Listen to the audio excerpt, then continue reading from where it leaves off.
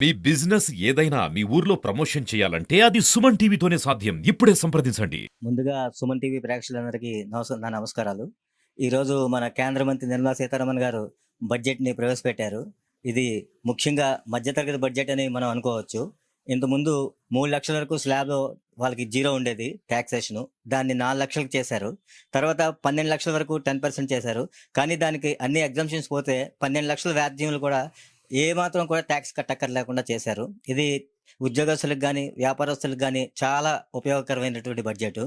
అలాగే ఇంకా మెడికల్ పరంగా చూసుకుంటే గనక మెడికల్ వీసాని చాలా ఈజీగా చేసి ఇండియాని ఒక మెడికల్ హబ్ కింద తయారు చేయడానికి చూశారు.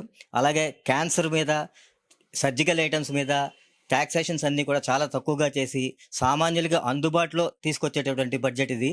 అలాగే రాబోయే 5 సంవత్సరాల్లోని 75,000 మెడికల్ సీట్లని ఫుల్‌ఫిల్ చేసి ఇండియాని ఒక మెడికల్‌గా ఒక మంచి స్థాయికి తీసుకెళ్ళడానికి ప్రయత్నం చేస్తున్నారు. ఏరోప్లేన్స్ విషయంలో చూసుకుంటే గనక, ఎయిర్ ట్రాఫిక్ విషయంలో చూసుకుంటే గనక సంవత్సరానికి 4,00,00,000 మంది ట్రావెల్ చేసేలాగా టైర్ 2 ఎయిర్‌పోర్ట్స్ అన్నీ కూడా డెవలప్ చేసి ఆ రంగాన్ని కూడా చాలా అభివృద్ధిలోకి తీసుకురావడానికి చూస్తున్నారు. కాకపోతే ఇంకా ఏపీకి, తెలంగాణకి, మన తెలుగు రాష్ట్రాలకి బడ్జెట్‌లో పెద్దగా ఏమీ లేదు. మనకి ఇంతకుముందు బడ్జెట్ ప్రకటించక ముందే పోలవరానికి, అమరావతికి నిధులు కేటాయించడం వల్ల ఆ రెండిటికి మళ్ళీ ఏమైనా కేటాయిస్తారేమో అనుకున్నాము. కానీ అదొకటి కొంచెం నిరాశగా ఉంది. కానీ నేషనల్ హైవేస్ కానీ, ప్రాజెక్ట్స్ గానీ మనకి ఇంతకుముందు బడ్జెట్‌లో లేనివి కూడా ఇచ్చారు కాబట్టి మనం హ్యాపీగానే ఫీల్ అవ్వచ్చు. అలాగే బీహార్‌కి, ఎందుకంటే సెంట్రల్ గవర్నమెంట్ డిపెండ్ అయిందే ఆంధ్రప్రదేశ్ మీద, బీహార్ మీద. అలాగే అందుకు ఈసారి బీహార్‌కి ఏం చేశారంటే ఒక గ్రీన్‌ఫీల్డ్ ఎయిర్‌పోర్ట్‌ని ఇచ్చారు. అది బీహార్ వాళ్ళకి చాలా ఉపయోగపడేటటువంటి బడ్జెట్ అది. బొమ్మల తయారీ రంగానికి చాలా ప్రోత్సాహకాలు ఇచ్చి మేక్ ఇన్ ఇండియా ఉద్యమంలో భాగంగా వీటినన్నిటిని కూడా దిగుమతులు తగ్గించి ఎగుమతులు చేసే స్థాయికి తీసుకెళ్లేలాగా ప్రయత్నం చేస్తున్నారు. ఓవరాల్‌గా చూసుకుంటే గనక ఈ బడ్జెట్ బానే ఉంది. రైతులకి కందుల మీద, మినుముల మీద కొన్ని రాయితీలు ప్రకటించడం వల్ల వాళ్ళకి కూడా ఎంతో కొంత మేలు జరుగుతుంది. ఎనీహౌ ఈ బడ్జెట్ ఎంకరేజింగ్‌గానే ఉంది.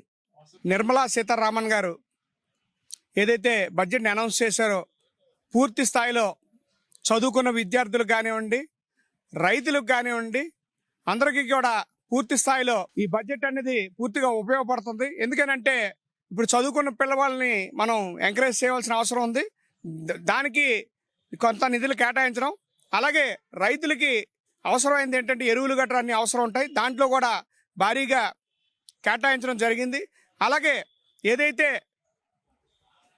మొన్న కుమారస్వామి గారు కేంద్ర మంత్రి గారు వచ్చి విశాఖపట్నం ఉక్కు పరిశ్రమను ఏదైతే గత ప్రభుత్వం అయితే గతంలో గవర్నమెంట్ అది ప్రైవేటీకరణ చేద్దామన్న ఆలోచనతో ఉండేది. అయితే ఎప్పుడైతే మన కుమారస్వామి గారు వచ్చి అందరికీ భరోసా కల్పించారో ఇప్పుడు మళ్ళీ ప్రభుత్వమే టేకాఫ్ చేస్తుందని చెప్పడం కూడా అందరూ కూడా పూర్తి స్థాయిలో చాలా మంది సంతోషిస్తున్నారు. ఏదైతే ఈ బడ్జెట్ అనేది పూర్తి స్థాయిలో అందరికీ కూడా చాలా సంతోషకరంగా ఉంది. భారీ స్థాయిలో ఆంధ్రాకి నిధులు రావడం కూడా పూర్తి స్థాయిలో ఆంధ్రాని మంచి అభివృద్ధి పదంలో నడిపించాలన్న ఆలోచనతో చేసిన కార్యక్రమానికి మేము అందరం కూడా చంద్రబాబు నాయుడు గారికి, అలాగే నరేంద్ర మోడీ గారికి మా యొక్క ధన్యవాదాలు తెలియజేసుకుంటున్నాం. ముందుగా సుమన్ టీవీ ప్రేక్షకులకి ధన్యవాదాలు తెలుపుకుంటూ ఈరోజు 2025 ఫిబ్రవరి 1న కేంద్ర మంత్రివర్గం ఆర్థిక మంత్రి నిర్మలా సీతారామన్ గారు బడ్జెట్ను ప్రవేశపెట్టడం జరిగింది.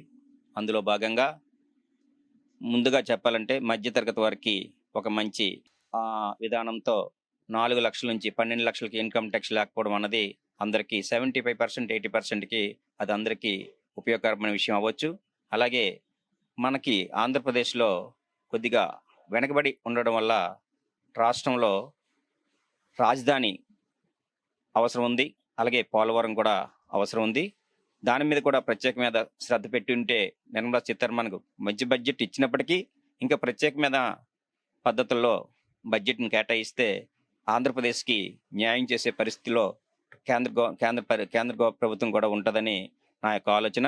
సేమ్ టైం ఇప్పుడు ఇంచుమించు 36 రకాలు ఒక ఔషధాల మీద ట్యాక్స్ని కొద్దిగా సరళించినట్టు కూడా జరిగింది. దానికి కూడా ప్రత్యేకమైన ధన్యవాదాలు తెలుపుకుంటున్నాం.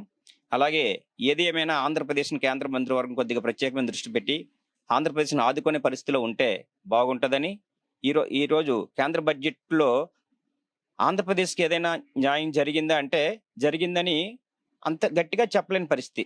సరే, గుడ్డిలో మెల్ల ఏదో కాస్త కూస్తో ఇస్తున్నారు, అది హ్యాపీ. అంతకన్నా ఇంకా మంచి బడ్జెట్ అధిక వెనకబడి ఉన్న రాష్ట్రం కనుక, అప్పుల్లో ఉన్న రాష్ట్రం కనుక ఈ రాష్ట్రాన్ని మళ్ళీ పూర్వవైభవం కావాలి అనుకుంటే నిర్మలా సీతారామన్ గారు ఇప్పుడు ఇంచుమించు 9వ అనుకుంటున్నాం ఇది బడ్జెట్ పెట్టడం. ఇన్ని బడ్జెట్లో తను ఏం పెట్టారు అన్నది రాష్ట్ర ప్రజలందరికీ తెలిసిందే. ఈసారి కూడా మంచి బడ్జెట్లో, ఈ బడ్జెట్లో ఆల్రెడీ బడ్జెట్ ప్రవేశించారు, ఇంక మనం చెప్పడానికి ఏం లేదు.